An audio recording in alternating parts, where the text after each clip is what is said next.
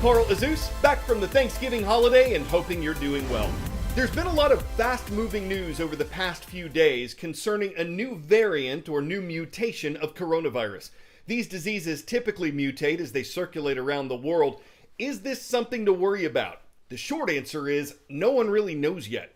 Last Friday, the World Health Organization announced it would name the new variant Omicron. Some are pronouncing that Omicron. It's another letter of the Greek alphabet, like Delta.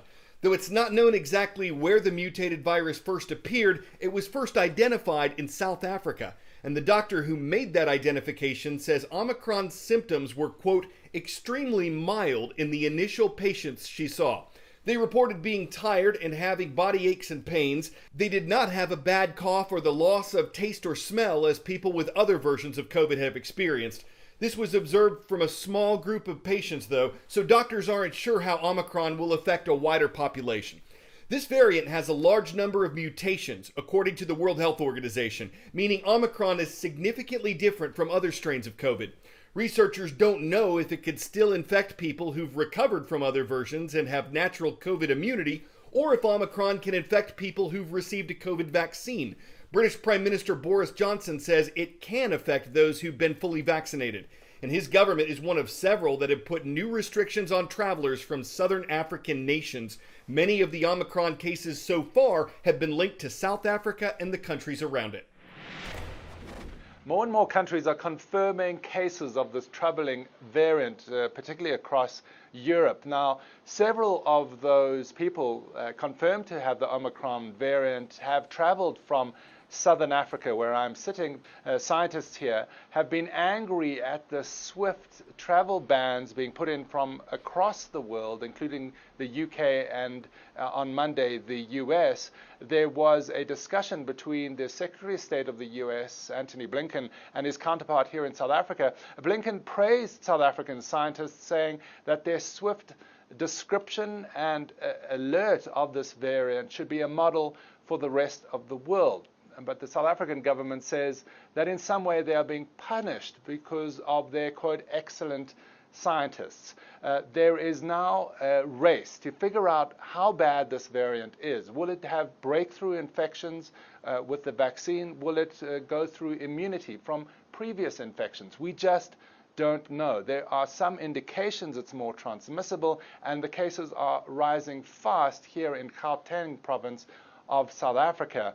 But a lot is still unknown as more and more countries shut this region off. David McKenzie, CNN, Johannesburg. 10-second trivia. What U.S. city is believed to be the source of the retail term Black Friday? Chicago, Illinois, Indianapolis, Indiana, New York, New York, or Philadelphia, Pennsylvania? In the 1960s, police in Philadelphia reportedly used the term to describe the shopping and sports mayhem that hit the city after Thanksgiving. Traditionally, the day after Thanksgiving is one of the busiest days on the U.S. shopping calendar, so the term Black Friday has also been used to describe when retail stores move into the black, meaning they show a profit for the year. It makes sense that store traffic, the number of people shopping in person, increased more than 47% this year over last year when more stayed home because of COVID concerns. But according to Sensormatic Solutions, a retail analytics and operations company, this year's Black Friday store traffic was still 28% lower than it was in 2019 before the pandemic. Observers believe it's because people started shopping sooner this year and spread out their buying instead of concentrating it on just one day. Returns are inevitably part of this process. Free returns. They're customers' insurance policy for shopping online. But what happens to those returns after you give them back might surprise you. So customers really believe that the product just goes into the black hole or ends up being resold to another customer. In many instances, that's not the case. In reality, many of these products never return anywhere. Instead, they may end up here. Or even here. You know, easily 25% of all these returns get destroyed. In fact, returns have become such a headache for retailers that in some cases they're just refunding customers and letting them keep or donate the unwanted items. The cost of getting the product back from the customer is much higher than traditional logistics getting the product to the customer. Turns out, free returns are far from it. There's a very large disparity between the amount of returns that happen from consumers that buy products online versus in the store. In a brick and mortar store, we typically get somewhere between 5 and 10% returns, but online we get north of 30% returns. In 2020, the coronavirus pandemic pushed online shopping and returns to record highs. CBRE, a commercial real estate service, estimates that Americans will end up returning $70 billion worth of online purchases post-holiday season. That's a staggering 73% growth from the previous 5-year average. Here's why that's a problem. The entire returns business in and of itself is just extremely complex. Big retailers already use data to improve the shopping experience on the front end. Walmart believes data should play a bigger role in the returns process, too. We're constantly digging into the data to understand why customers are bringing stuff back. And we actually can solve a bigger portion of the end of the life cycle of the product by stopping the return from ever occurring. So if I know that I have an item that is low quality, we work with the manufacturer to fix it or we quit selling it. That's because accepting a return isn't always easy either. A warehouse optimized for fulfilling orders now has to receive a product and inspect it. Then someone needs to decide whether it can be resold or not. In the end, an online return can require up to 20% more space and labor than one made in store. Those costs are part of why Optoro, a return solution company, estimates that returning a $50 item can cost a retailer 59% of its sale price. Often, the math just doesn't add up. Look, the best return is the one that never happens. But when it does happen, it's about stopping the return or finding alternate ways where the customer brings it back to handle the item, to handle the return. And that's where liquidators come in.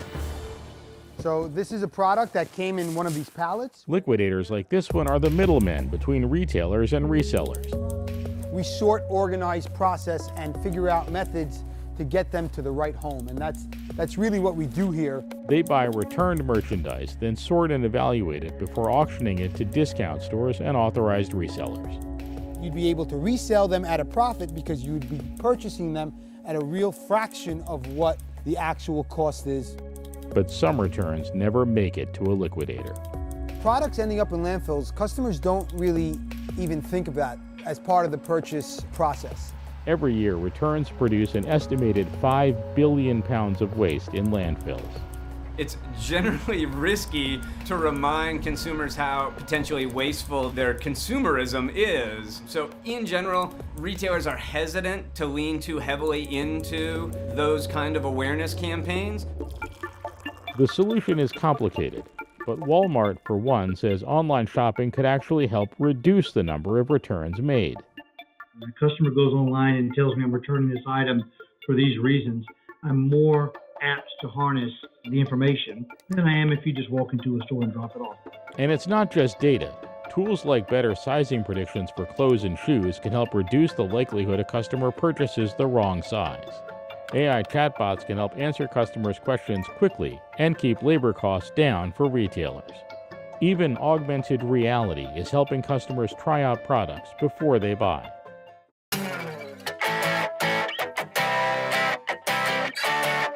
It's been said that you gotta learn to crawl before you walk, but this toddler in China is pretty good at snowboarding, and she isn't walking well yet. The girl isn't even a year old. Her parents say they were amazed when they just tried putting her in snowboarding shoes and then saw her stand up and start sliding. She wears protective gear inside of her snowsuit, and at 11 months, she's doing this and seems to be loving it.